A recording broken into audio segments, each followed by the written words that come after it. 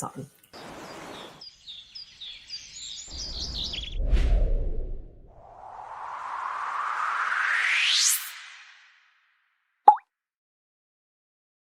Check. Do we have a mic? Yeah, I see it. Okay. We're on. Hey, it's on. Okay. Hey, everybody. Welcome to What's Happening in Central Oregon, your every 2-week source for news and information and updates on business developments and other city stuff, typically in and around Bend and Central Oregon.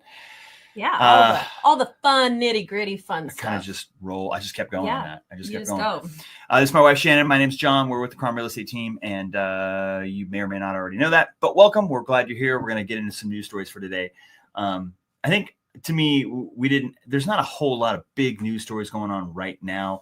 No. It's, December, kind of Christmassy time. And so there's some stuff going on. We'll talk about some of that, but then we can kind of maybe spend the second half of this talking about the market, maybe the market for next year. And again, this isn't a full-blown like market forecasting episode. We may do one of those early January, or next podcast. Podcast we may do in there, but our predictions of 2026. Oh gosh. Do we want to go on record and do that? I don't think we do. So, anyway, let's just go ahead and get into it. A couple of things that we want to talk about right off the bat are just a couple of new projects that have come around. And one of them is, and it's not necessarily projects that are going right now, but we do have kind of a housing crisis here where we're not able to, we've got a lot of people that want to come to Bend. We'll just say it. A lot of people want to come to Bend. It's a hopping place. And we're finding a hard place. It's difficult to find a place for them all to live. So the first project that I do want to bring up is something that is actually on pause right now. I mentioned that, but we didn't exactly talk about it. It's currently on pause, and I don't know why. Let me see if I can figure out where or how to pull it up. I'm going to go back to this one. And I want to show it on the map as well, where we're talking about here. So I'm going to pull this up in just a second. Here we go. And boom. You know what we should have talked about? What should we have talked about? The Christmas tree lighting that happened over the weekend. It was huge. Yeah. So news, some people might know, is that the Northwest Crossing Christmas tree that they do a tree lighting every year. Yeah. They had to remove that tree because it had bugs or disease. Little root rot or something. So they had to remove that giant tree, and which is really sad because the Christmas lighting extravaganza up in Northwest Crossing was a very fun event. Yeah. And so they actually had the Christmas tree lighting downtown, which I think they've always kind of done one there, but they've done two. But I think your point is now that they've only had kind of the one. A lot of people went to the downtown tree lighting. It was so many people downtown. I mean, they also do a tree lighting out in Sun River too, which is really fun. But anyways, that was huge. There was a lot of people. A lot of people there. Okay. Yeah. Did you find your map? I found my map. We're good to go. I'll pull it up. Thank you. Just doing a little segue. I like it. Keep the people entertained. So last episode, we talked about some new traffic changes that are happening here at Olney and 8th, Revere and 8th. They're putting a couple of roundabouts here, which is this is a stop sign and this is a traffic light. They're taking out a traffic light, putting in a stop sign, putting in a roundabout, which I find is wild. But then 1 block off of the main 3rd Street here, they're going to put a traffic light here and a traffic light here to ease the congestion that comes straight from all of this chaos right here. Great. Another thing that's happening here, and this has been in the works for a long, long time, and there's been different people that have come and proposed different plans. But right now, the current plan for this right here is a massive apartment complex, actually. Massive. Yeah. So we'll go ahead and pull that up so you guys can see that. It's going to be called Joule. And this is what Joule looks like. I'll go full screen mode here. This thing is wild. Check it out. 6 levels. Ooh, boy. Yeah. Do you know if there's going to be like commercial space down below, or is that all going to be just entrance for the apartments? To be fair, I don't know what's going here yet. I literally was like, oh, that's an interesting block. And I heard there's going to be something going on there in like meetings with other people and developers and stuff. But I didn't know. I looked into this and found all of this and I was like, whoa, this should be like a baby version of the Jack Straw. It does. Only not really even baby. I mean, this one right here is like, that's exactly what Jack Straw looks like, it seems like. Yeah. So this is wild. Some architect was like, hey, I did a really good job at this one. We'll just knock it off. Let's just rinse copy. and repeat. Copy paste. But the thing is, and so we did a post on our What's Happening Central Oregon Instagram page, and a lot of people were like blowing up about it. That's crazy. Where's the parking going to be? Yeah. But look, there's actually parking right here. Now, it's not enough. How many units? I want to say that the magic number is about 100. There looks like there's seating, co-working space. So they're going to have co-working, nice. gear storage, residential lobby, trash room. So, I think it would be really cool to have some commercial space, like some walkability type places like that down there, like a coffee shop, something. So here's a couple of things that we do know about it. Actually, I do have some notes here. It's a 134 unit multifamily development planned for fourth and only. Mm-hmm. They're going to be income restricted for households earning only 90% of the area median income or below. So you've got to be making less than, I think it's about $90,000 in Bend. You got to be making less than that as a family. And then you'll be able to rent an apartment here. It's also aiming to be low carbon, energy efficient. It checks both the housing and sustainability boxes. Now, let's see, Anthony Broadman, which used to be a Bend city councilor, is now a senator here with the state. And he announced a loan guarantee to help finance the Joule Project for $4 million. So this is helping this move forward because we're helping to finance some of this. Because, again, we do have a housing crisis. And this is one of those things that we can do to bring more housing online. Now, this fills a major funding gap for the developers. They can make this pencil if they do this. So anyway, it's kind of interesting. I find that this right here, this is interesting. You were saying before what's going to be on the bottom level. That almost, you can see there's a ramp there. So this is almost, and the site itself is lower. It is kind of in a little bit of a hole there. Yeah. And so who knows if they're going to bring that up to grade or if they're going to like just bake it down into the lower level like that. And that's the way it's going to be. But it does look like, even though there's so much building here, that they will have parking underneath. The question is how much, what that looks like. Not 134 parking spots. Exactly. Probably this does not look like 134 parking spots to me either. So Joule is a, new program that's going to be coming online. They're going to start building it soon. I will say that the city records does say that this project is currently on hold. I don't know what that really means. I know that typically when the city issues permits, you have 2 years from the time the permit has been approved to you have to start building, within 2 years. Wow. Now we actually had a meeting with the city yesterday. There have been some instances recently in which the city council has personally approved an extension of these things. And I believe that one of them is the timber yards, which is the above the old mill, all that area over there where the concrete plant is and all that stuff over there north or further east of Jack Straw. So I think that that's part of the thing that's going on there. So they gave them an extension because they haven't touched it. Again, the whole thing is kind of funny here because so many people, so many developments were in good shape and ready to move forward. And then the interest rate spiked. Yeah. And that has made financing really, really difficult, really, really expensive. Makes things super tight. So you lose investors, that kind of stuff. Because exactly. Everybody has different circumstances. That investor might have, fall in hard times and they can't give them the money. They can't perform, that kind of stuff. So I think a lot of people don't realize what it takes to actually go into a project like this and all of the different moving pieces and stuff like that. So it's not necessarily the developer, or it could be the investors. It could just be flat out costs have gotten way too expensive.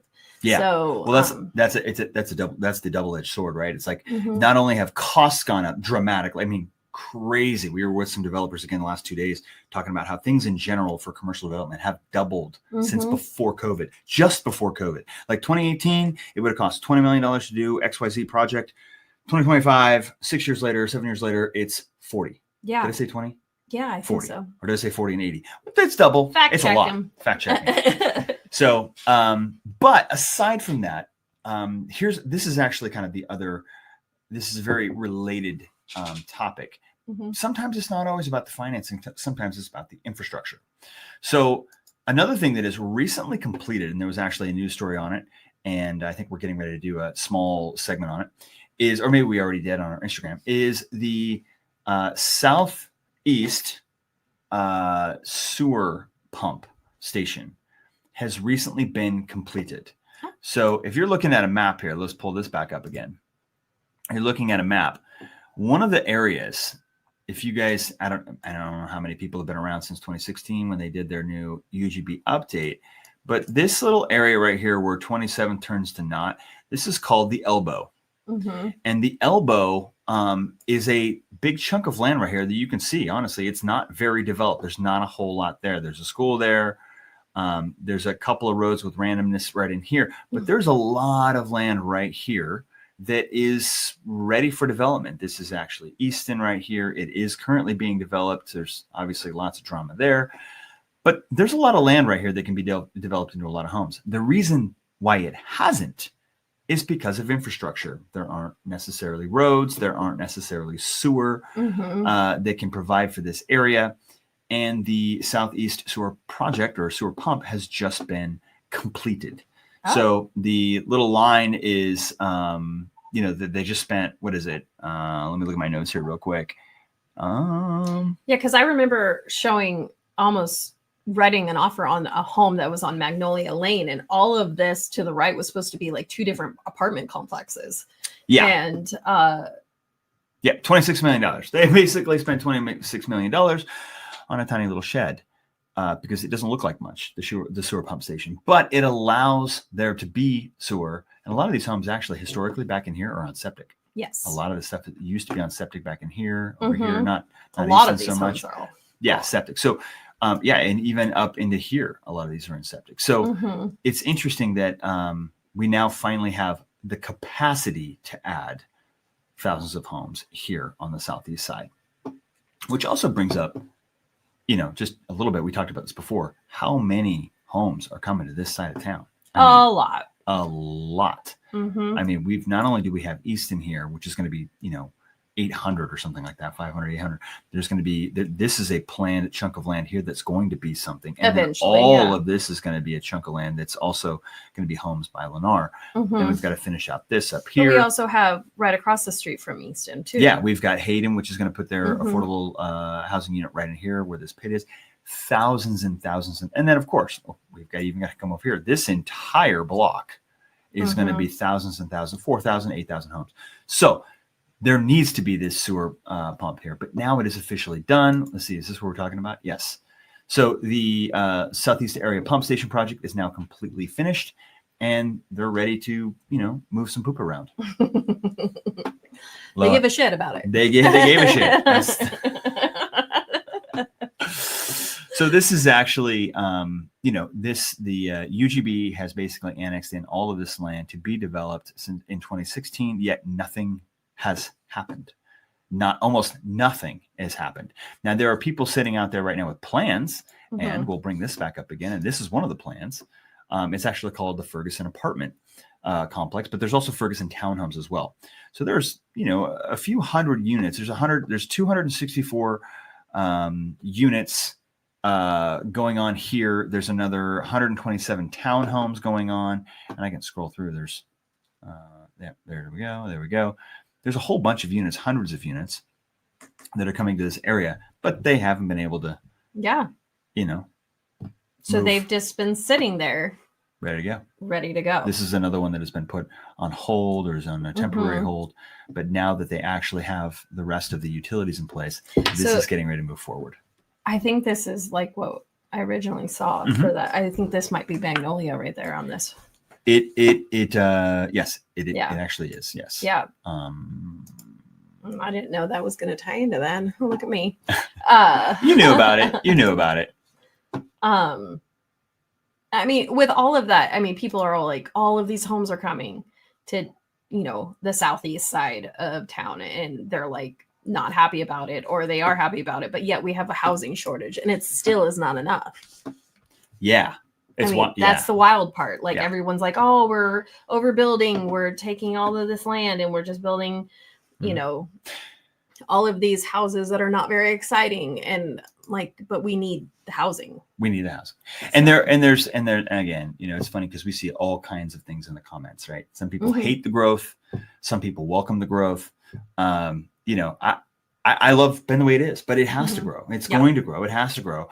And, you know, just because we're fortunate enough to have, you know, a home or a property here that, you know, that we live in, that we can afford, that works for us. Yeah. I mean, if we didn't build any more housing, prices would continue to go up through the roof because there's no inventory and things would get more expensive because people will pay whatever the market bears. And, you know, I would love to be in a $10 million home in 10 years because they could appreciate by $1 million a year. That'd be good for me. That'd be good for you. But that's not going to be good. You know, that's not good for, you know, our kids. Our kids won't afford to be able to buy a house here. Yeah. If things stay the way they are and continue to increase exponentially on the home value part. So we do need more housing because we do need to ease that. We do need to ease the, you know, the supply and demand factor. Yeah. It's simple supply and demand. I think a lot of, from local people's perspective, I think if the production builders put a little bit more thought into not just, you know, mowing down all the trees and just planting a whole bunch of aspens in, and then in like 10 years, they'll be full grown and stuff. I think people just want a little bit more character to the development versus just, you know, let's fit in as many as possible where you could just open your window and reach across and grab a cup of sugar from your neighbor's house. You know, they just don't like how close they are, but that is just where we live, and that is just the circumstances for how things are being developed. It's like they want that density. And the good news is, you know, the National Forest is just 5 minutes away, so you can get space out there. You can get space. There is space. Okay, next thing we want to talk about real quickly here. This is kind of interesting. The city, city is the city. The county, so if you're in the city, you're exempt. But if you're in the county, they have new outdoor lighting rules that take effect just before Santa arrives. Uh-oh. So they don't, I guess they don't want you. Well, okay, the rules take effect December 23rd. If you were to put up a landing strip for Santa today, you'd be fine. You'd be okay. But if you want to set up your own private landing strip for Santa on Christmas Eve, you're not really allowed to. Yeah, you can't be pointing towards the sky. Yeah, I haven't exactly looked super. My understanding is this has to be, lights have to be pointing down, which is really funny because I was actually talking to a client in, I want to say it was in Sun River. Yeah, we were in Sun River, and all of the lights have kind of like the light here. It has like a little hat on it. Little hat on it that points the light down, or they have like a little box around the light, and the light comes out the bottom and stuff. It kind of actually looks kind of like a bat box, you know. Have you ever seen those in the trees and stuff like that? But it's to make sure that the light is pointing down and not going up to the sky. And also they have regulations on about how your light can't have light pollution to your neighbor's yard too. Yeah. So actually, I think that's kind of what these three things say right here. Lights must be downcast, right? Fixtures must be fully shielded, meaning, again, to aim the light down. And then light trespass is prohibited. I can only assume that light trespassing means when your light shines onto somebody else's property. So people have until, again, the 23rd for any new lights, which is interesting. But then they have until December of 2028 to make all of the appropriate changes to their current lights. So if they currently have a light, they don't have to change it right away, but they do have to change it by 2028, which is, I mean, that's a long time from now.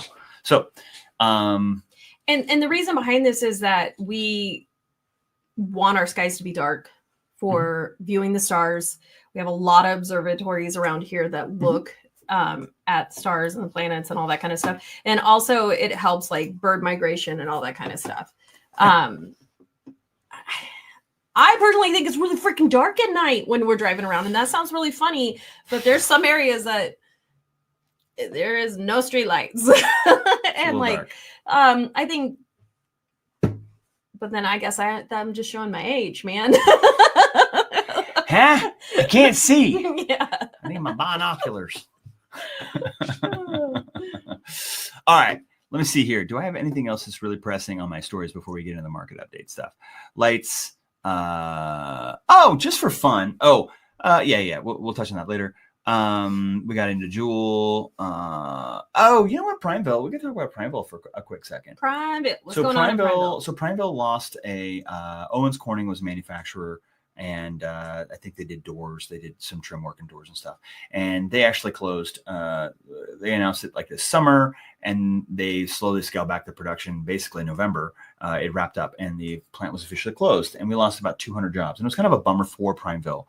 That's a lot of jobs. It's a lot of jobs for a town the size of Prineville, right? And so a new manufacturer recently just announced that they're moving into a 60,000 square foot warehouse or manufacturing plant there. That's a lot of people. And they're going to start, they're going to kind of take over. So it's called Lexington Manufacturing. They do doors, high-end doors and stuff like that. And it's pretty cool because they're coming in and kind of taking over some of that space or taking over some of those jobs. And we've had a couple of hundred people sitting around with nothing to do. And so now this company's coming in, they're initially hiring 25 to 50 people, and they're eventually going to ramp up to over 100 people. So we got half those jobs back, which is good, which is a big win for Prineville. And hopefully they'll be able to get some other jobs in manufacturing back into that area. That's great. Huge. Yeah. So that's pretty cool. You want to talk a little bit about the market? Ooh, hot topic. Okay, this is my hot button. We live in a world right now of attention, and everybody's looking for attention. Clicks, eyeballs, viewers. We occasionally do something that's kind of clickbaity on our channel to get people to watch. But this story, to me, I can't even. It should be illegal. This story should be illegal. This is. You gotta share it. I know. This is just like. What do they call it? Rage baiting? It's not even clickbait. It's called rage bait. It's a new phrase, I think. Yeah, I think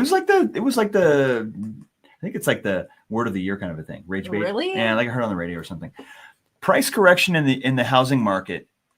It's on the way. It's coming to the housing market. Worse than 2008. Worse than 2008? Were you around? Are you kidding me? In the next year. So this article goes on to say that, and this lady, what's her name? Melody Wright. She's a housing analyst who expects home prices to drop in half starting as soon as next year. In half. In half. So a $600,000 home will drop to a $300,000 home. And you need to watch out. And that's the message. You need to watch out.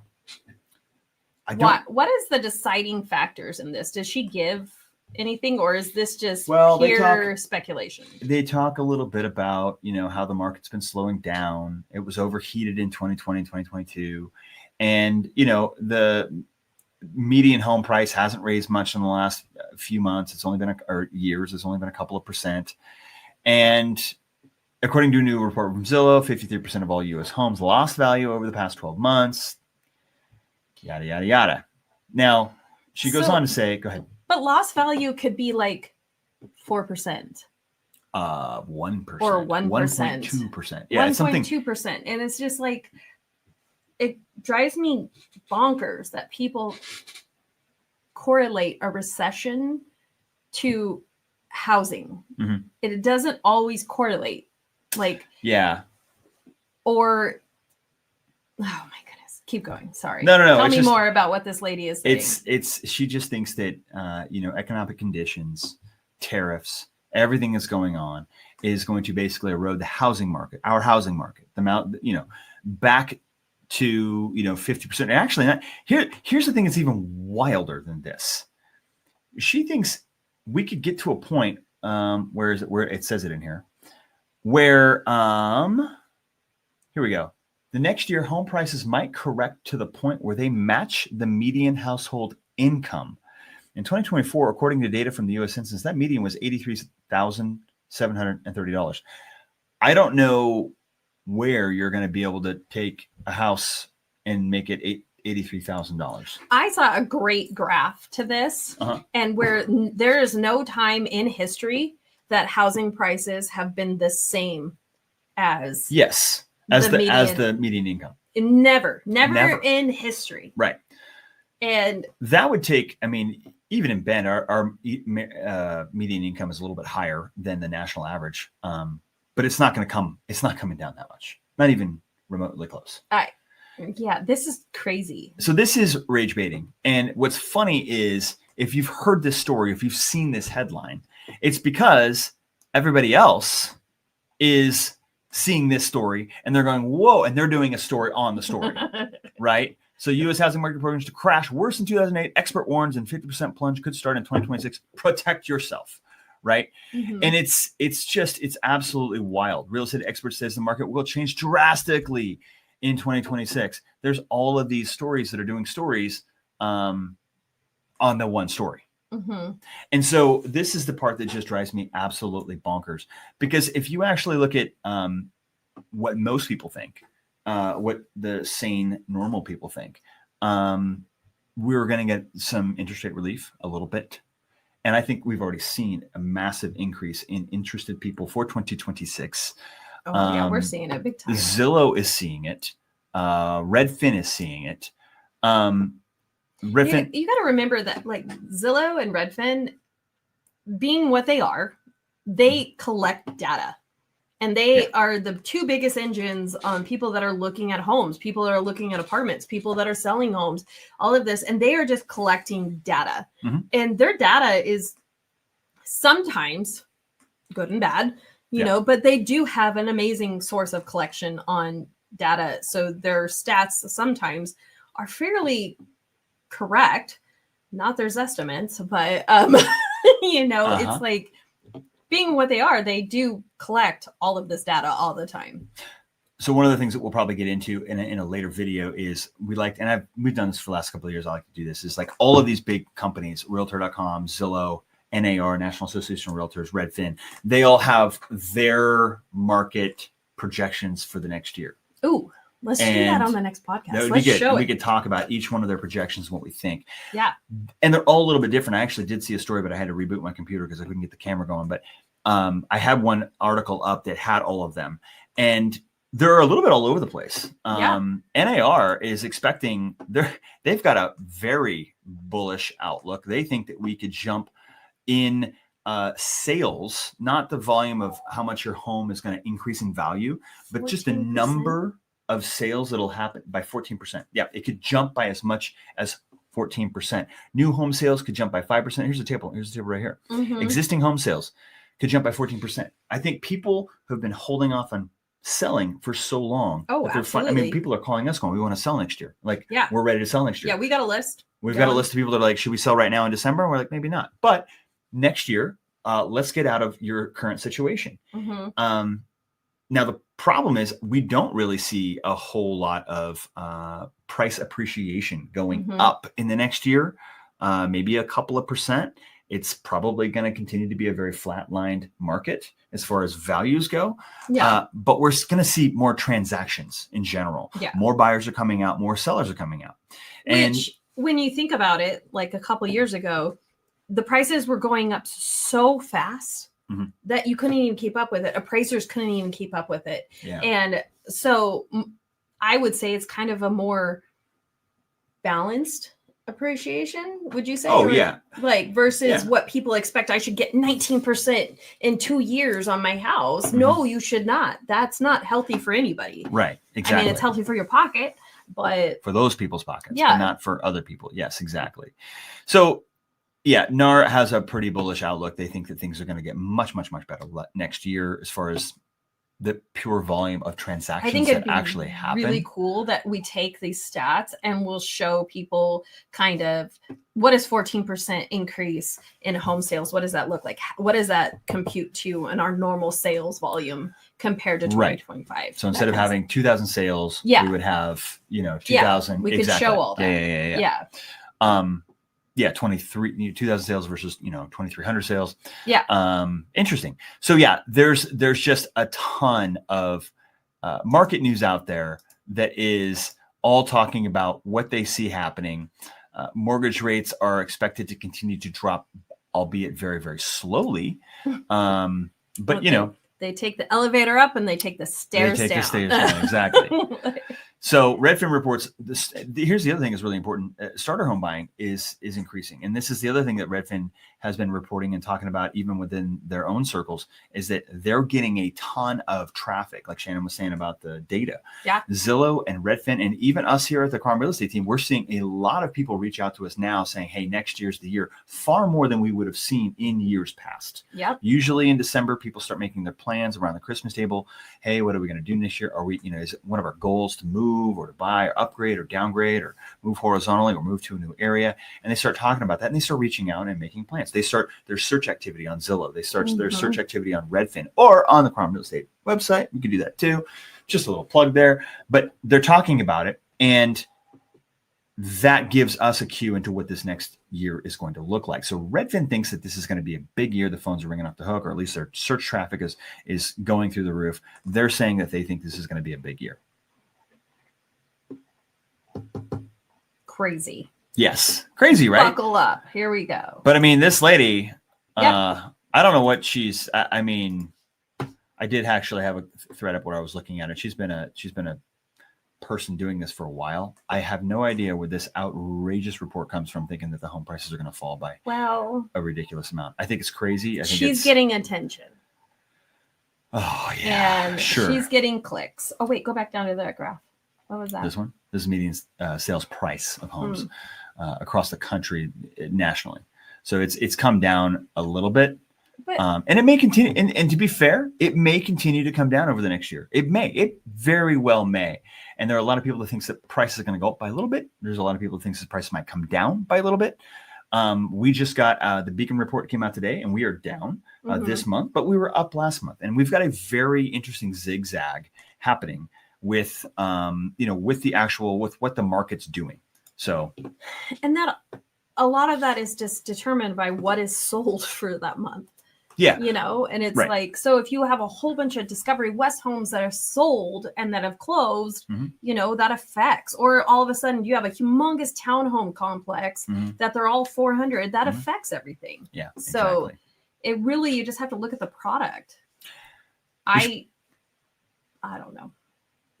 This could be a whole podcast next time. We could get into it big time. Maybe we'll do that next time. We'll go into the market. Yeah. A little bit more. We'll get a crystal ball and we should get a crystal ball and then we should get one of those balls that you shake and like, is John correct? And it's like, absolutely not.